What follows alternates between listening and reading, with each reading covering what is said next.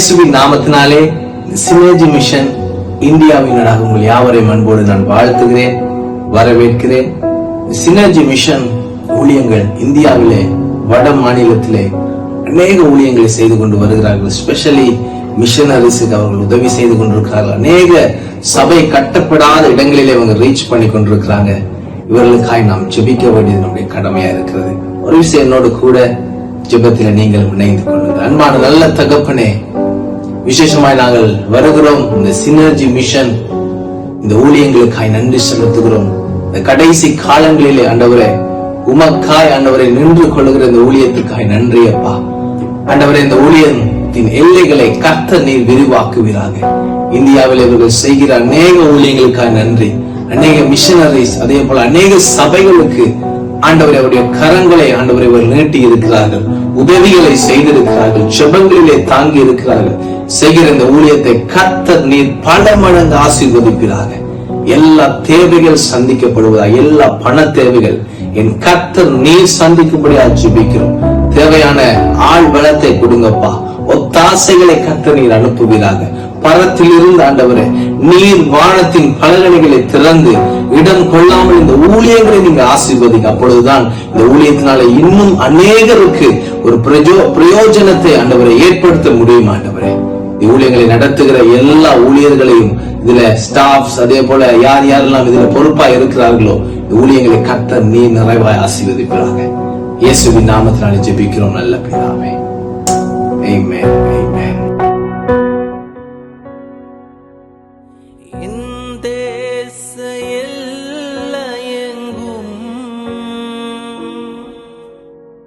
அப்பா நீராள வேண்டும், இந்த தேச எல்லையெங்கும் அப்பா நீராள வேண்டும். வறுமை எல்லாம் மாறணும், தேசத்தின் வறுமை எல்லாம் மாறணும். வன்முறையெல்லாம் ஒழியணும், வன்முறையெல்லாம் ஒழியணும். எஜமானனே,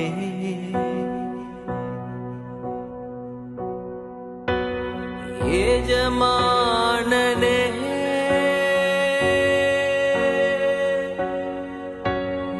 என் இயேசு ராஜனே,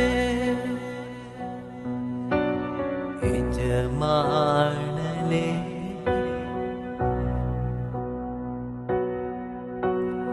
என் இயேசு ராஜனே,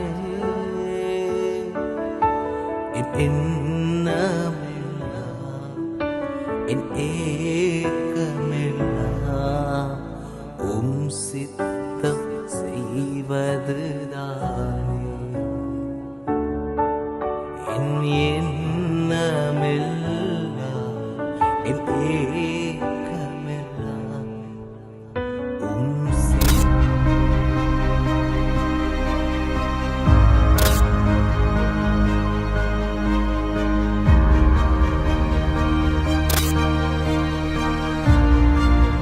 கர்த்தர் ஆறுதல் தருகிறவர் என்று பொருள்.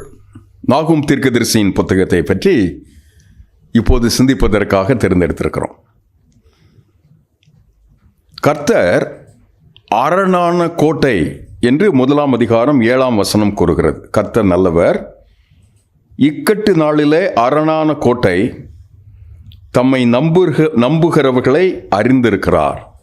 நாம் கர்த்தரை அறிகிறோம், ஆனால் இந்த வசனம் சொல்லுகிறது கர்த்தர் நம்மை அறிந்திருக்கிறார். அவர் என்னை அறிந்திருக்கிறார் என்கிற அறிவு இருக்கிறதே, அது நமக்கு வலு சேர்க்கிறது, பலன் தருகிறது, நம்மை வல்லமையின் யந்திரமாக்குகிறது, வல்லமையின் வாய்க்கால் ஆக்குகிறது.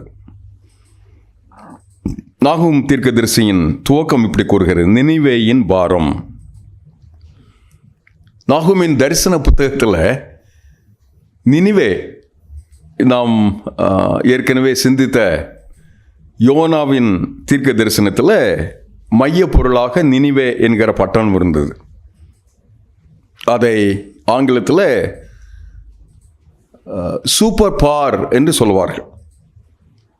அதிக சக்தி வாய்ந்த, பிரபலமான, ஆடம்பரமான, லௌகீகமான, உலக மனிதர்கள் மெச்சுகின்ற மிக ஒய்யாரமான ஒரு பட்டணம். அசீரியா என்று அழைக்கப்பட்ட அந்த தேசம் அப்போது தன்னுடைய ஆட்சி கோலை உயர்த்தி இருக்கிற காலத்தில் அதனுடைய தலைநகராக கருதப்பட்டது. இஸ்ரேல் தேசம் இரண்டாக பிரிக்கப்பட்ட நேரம் தெற்கு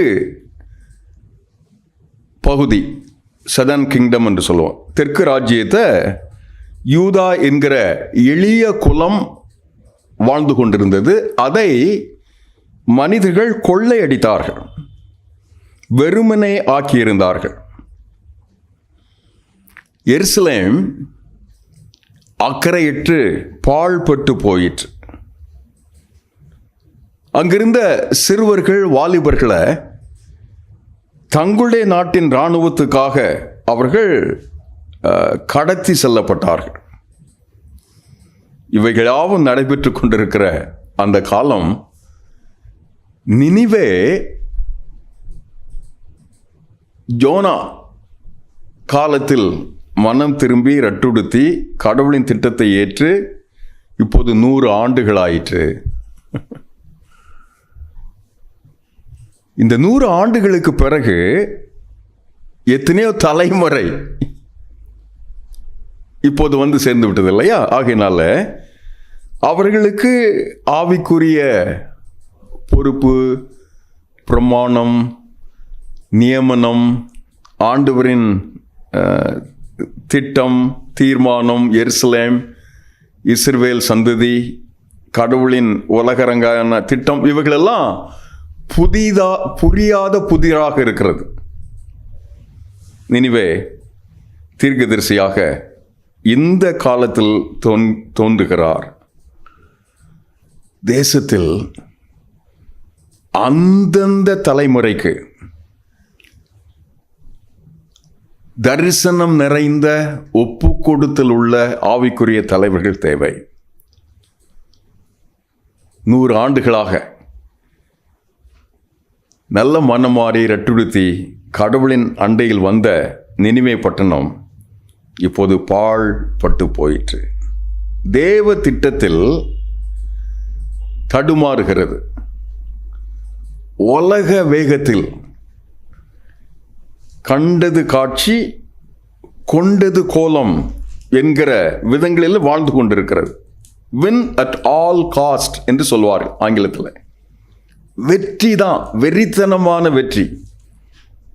பணத்தை சம்பாதி, செல்வாக்கை சம்பாதி, பெருமையை சம்பாதி, உயர்வுக்கு வா, என்ன செய்வாயா தெரியாது, முன்னுக்கு வந்துவிடு என்பதை போன்ற மதிப்பீடுகள் இருக்கிற அந்த காலத்தில் இந்த முழு அதிகாரமும் கவிதை தொகுப்பாக நாகும் கூறுகிறார். சமுத்திரத்தை அதட்டுகிறார். கோபத்துக்கு முன்பாக யார் நிற்க முடியும் என்று அவரை குறித்து ஏராளமான தீர்க்க தரிசனத்தை இந்த நகருக்கு எதிராக கூறுகிறார். என்னெல்லாம் கூறுகிறார்? ஆண்டவர் நீதி அரசராய் இவைகளெல்லாம் காட்சியாக கண்டு கொண்டிருக்கிறார். நினிவே பூர்வ காலம் முதல் 2ஆம் அதிகாரம் 8ஆம் வசனம் கூறுகிறது. தண்ணீர் தடாகம் போல் இருக்கிறது, இப்போதோ அவர்கள் ஓடி போகிறார்கள். நில்லுங்கள் நில்லுங்கள் என்றாலும் திரும்பி பார்க்கிறவர்கள் இல்லை. வேகம். ரதங்கள் தெருக்களில் கடகடவென்று ஓடி, வீதிகளில் இடசாரி வலசாரி வரும். அவைகள் தீவெட்டிகளைப் போல விளங்கி மின்னல்களைப் போல வேகமாய் பறக்கும். தொலைக்காட்சிகளிலே பட்டணங்களின் விதங்களை நாம் இப்படி பார்க்கிறோம். இவைகளின் வழியாக நாகும் பார்க்கிற பார்வை, ஆண்டவர் தீங்கு செய்வாரை பார்த்து அவர்கள் தீங்கு செய்கிறார்கள் என்று எச்சரிக்கிறார். நீதியரசரை போல.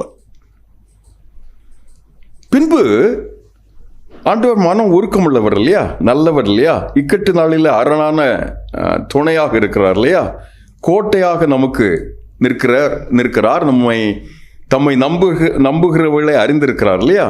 ஒரு தகப்பன் தன் பிள்ளைக்கு இறங்குவது போல இறங்கவும் செய்கிறார்.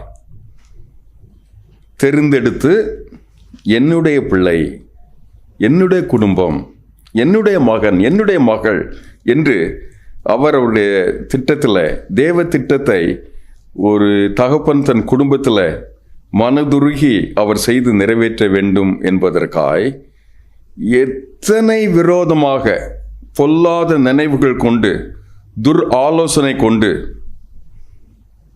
அறுப்புண்டு ஒளிந்து போய் சிறுமைப்பட்டிருக்கிற அந்த தேசத்தின் வழியாய் விக்கிரகத்தை,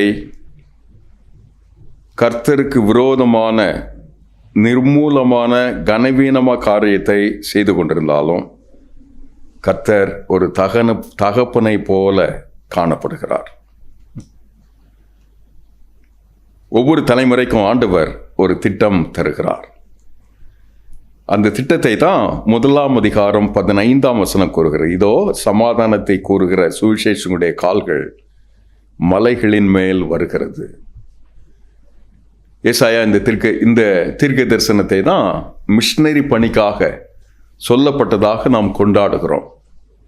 அதைத்தான் புதிய ஏற்பாடு திரும்ப திரும்ப சமாதானத்தின் நற்செய்தியாக கூறுகிறது. அவர்கள் வரும் விதமே, அவர்கள் கால்களே நிம்மதியை தருகிறது. அது தருகிற சந்தோஷத்தை, நிறைவை,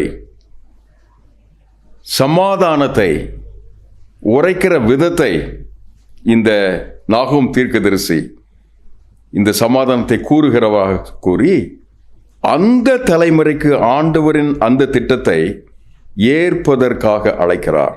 எப்படி அழைக்கிறார்? யாக்கோபுக்கு திரும்ப அந்த மகிமை வருகிறது. இஸ்ரவேலில் அவருடைய மகிமையும் திரும்பி வர பண்ணுவதாக ஆண்டவர் வாக்கு கொடுக்கிறார். தாப்புனை போல நேசிக்கும் போது ஆண்டவர் செய்கிற மகத்துவமான கிரியை அதுதான். வெறுமையாக்குறவர்களை அவர் வெறுமையாக்கி அவருடைய திராட்சை கொடிகளை கெடுத்து போட்டாலும் கர்த்தர் யாக்கோபின் மகிமையை திரும்ப வர பண்ணுகிறார். இஸ்ரவேலின் மகிமையை திரும்ப வர பண்ணுவார்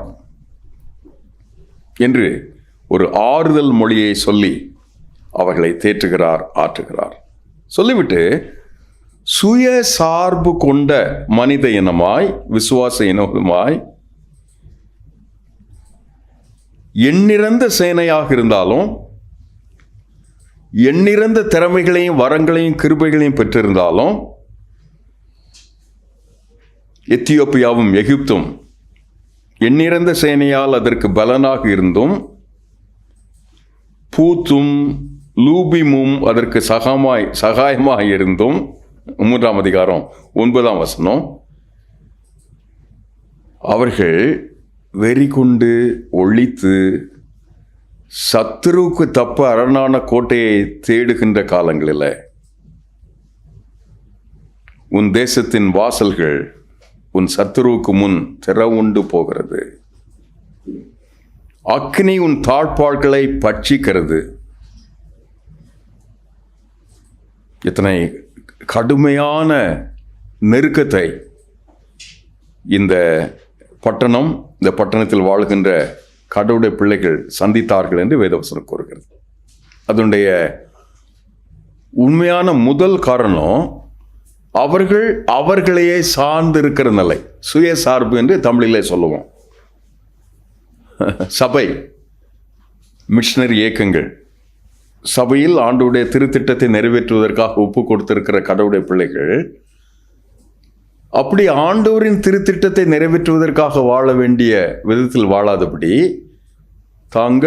தங்களுக்கு என்று தங்களையே மையப்படுத்தி வாழ்ந்து கொண்டிருக்கும் போது கண் சொருகி போனவர்களாய், வலு இழந்த விசுவாசிகளாய், பலவீனத்தை வெளியில் காட்டக்கூடாதவர்களாய், தங்களுக்குள்ளாக இருக்கிற பெருமையையும் ஆங்காரத்தையும் மட்டுமே மனதில் வைத்து வாழ்ந்து கொண்டிருக்கும் போது இந்த நாகும் அற்புதமான ஒரு செய்தியை கடவுளின் பிள்ளைகளாக அவளுக்கு தருகிறார்.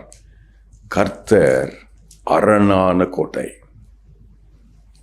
அவரை நம்பி இருக்கிற அவர்களுக்கு, அவருடைய பிள்ளைகளுக்கு, அவர் நம்மை நம்புகிறவர்களை அறிந்திருக்கிறார். அவர்களுக்காக மலைகளின் மேல் சுவிசேஷனுடைய கால்கள் எவ்வளவு அழகாக வந்து கொண்டிருக்கிறது என்ற அந்த வசனம். அப்படி ஆண்டவர் தம்முடைய திரு திட்டத்தில் தம்முடைய மக்களோடு கூட நிற்கும்போது அவர் எதிர்வினையை எதிர்க்கிறார், எதிர் சக்திகளை வீழ்ச்சி அடைய பண்ணுகிறார், தேவ ஜனம் ஜெயிக்கிறதற்கு துணையாக நிற்கிறார். ஆண்டவர் பக்கம் உனக்கு துணை என்றால் எத்தனை வலுவான செய்தி அது. அந்த செய்திக்காக ஆண்டவர் அவருடைய அநாதி திட்டத்தில் அவருடைய பிள்ளைகளோடு கூட அரணான கோட்டையாக இருக்கிறார். எத்தனை துன்பங்கள் துயரங்கள் வந்தாலும் கர்த்தர் குறுக்கிடுகிறவராக இருக்கிறார். எத்தனையோ இடர்பாடுகள் வந்தாலும் பட்டணத்தில் லௌகீகமாக ஒய்யாரமாக வாழுகின்ற மனிதர்கள் அதனுடைய மதிப்பீடுகளை மட்டும் மனதிலே கொண்டு வாழ்ந்து கொண்டிருக்கும் போது கிருபையை தம்முடைய கடுமையான தருணத்தில் தொய்வில்லாதபடி எல்லா நாட்களிலும் கொண்டாடுவதற்காக தம்முடைய பிள்ளைகளுக்கு ஆண்டவர் அருள் தருகிறார், கிருபை தருகிறார். அந்த அரணான கோட்டையாய் நாகூமின் தேவன் நம்முடைய தேவனாய் குறுக்கிடுகிறாய் இன்றைக்கு நமக்கு இருக்க வேண்டும் என்று நான் ஜெபிக்க விரும்புகிறேன். நாங்கள் வாழுகின்ற மிஷனரி இயக்கத்தில் ஒரு 300 இனங்களுக்கு இப்படி ஆண்டவர் அரணான கோட்டை என்று அறிவித்திருக்கிறோம். இப்போது அவர்கள் இனத்திலேயே உருவாக்கப்பட்ட அந்த முதல் தலைமுறை திருச்சபை அடுத்த தலைமுறை திருச்சபைக்கு அதே தரிசனத்தை எடுத்து செல்வதற்கான சவால்கள் நிறைந்து இருக்கிறது. சினர்ஜி இந்தியா மிஷன் என்கிற இந்த சினர்ஜி மிஷனரி இயக்கத்தின் மூலமாக எழும்பி வந்த இந்த முதல் தலைமுறை விசுவாசிகளை கொண்டு அவர்களில் இந்த வரத்தை, தாளந்தை, கிருபையை பெற்றுக்கொண்ட வாலிபர்களை கொண்டு, குடும்பங்களை கொண்டு, திருச்சபையின் விசுவாச நண்பர்களை கொண்டு எஞ்சி இருக்கிற அவர்களுடைய இனத்தில் செய்து நிறைவேற்ற வேண்டிய பணிகளை செய்து அவர்கள் இனத்துக்கு அருகாமையில் இருக்கிற கலாச்சாரத்திற்கு நெருக்கமாக இருக்கிற, குறிப்பாக பீல் இனம் என்று சொல்லுவோம், கர்நாடகாவின் மேற்கு பகுதியில் நின்று கோவா, டையூ டாமன், மகாராஷ்டிரா, குஜராத், ராஜஸ்தான் அவைகள் தாண்டி பாகிஸ்தான், ஆப்கானிஸ்தான், இந்த முழு பெல்ட்ல கர்நாடகாவின் வடக்கு பகுதியில் ஆரம்பித்து ஆப்கானிஸ்தானின் மலை பகுதி வரைக்கும் பீல் என்கிற இந்த இனம் வாழ்ந்து கொண்டிருக்கிறது.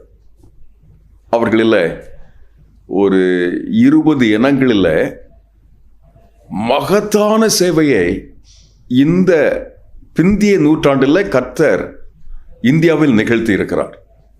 நிறைந்த அனுபவங்களோடு பழுத்த முதிர்ச்சியான பாடங்களோடு இங்கே இருக்கிற மிஷனரி பணியை கற்று தேர்ந்தெடுக்கிறோம்.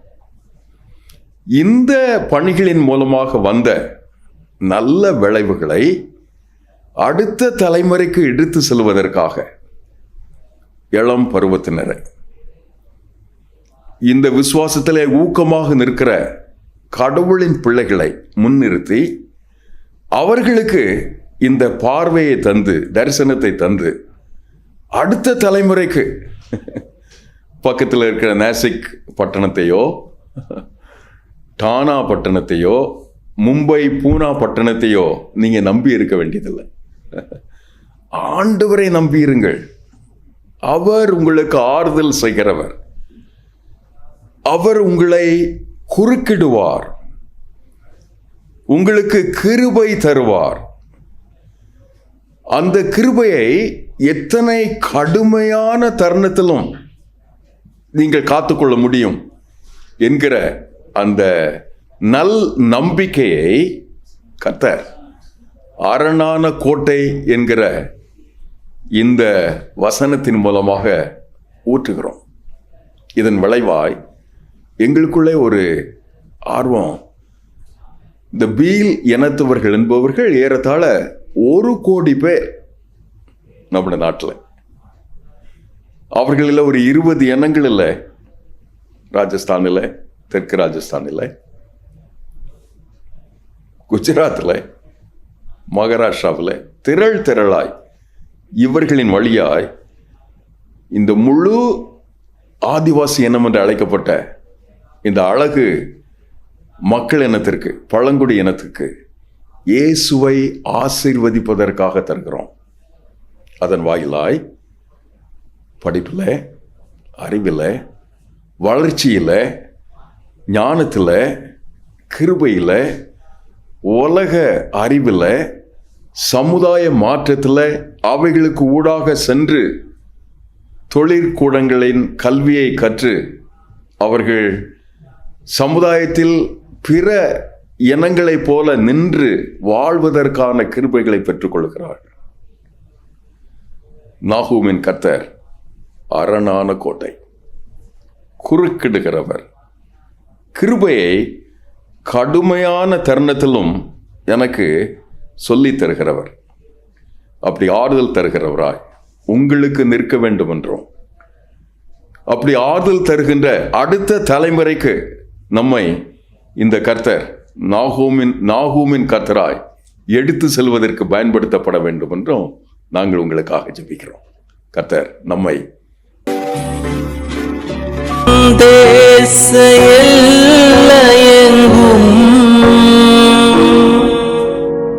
அப்பா நீராள வேண்டும். இந்த எங்கும் அப்பா நீராள வேண்டும். வறுமை எல்லாம் மாறணும், தேசத்தின் வறுமை எல்லாம் மாறணும். வன்முறையெல்லாம் ஒழியணும், வன்முறையெல்லாம் ஒழியணும். எஜமானனே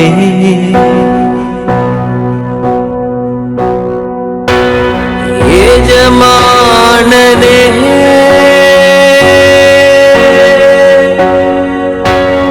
என் இயேசு ராஜனே,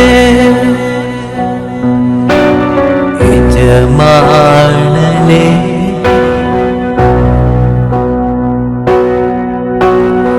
என் இயேசு ராஜனே.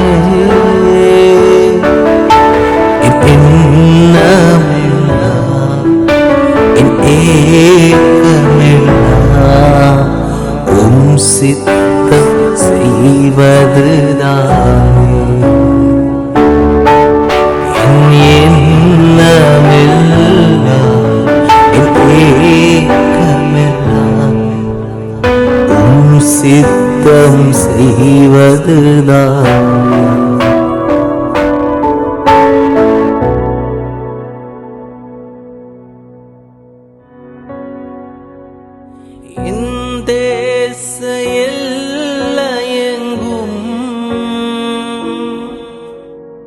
அப்பா நீராள வேண்டும்.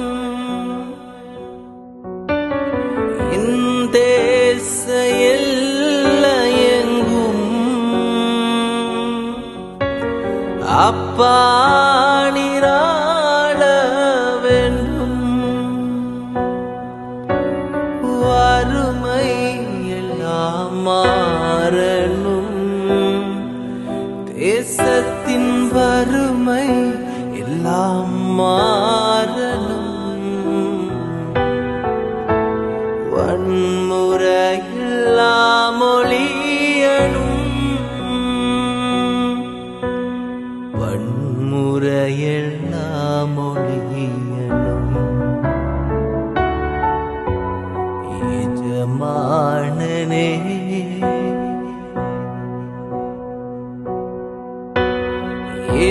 எஜமானனே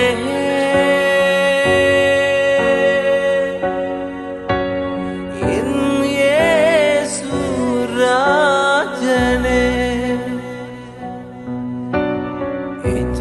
எஜமானனே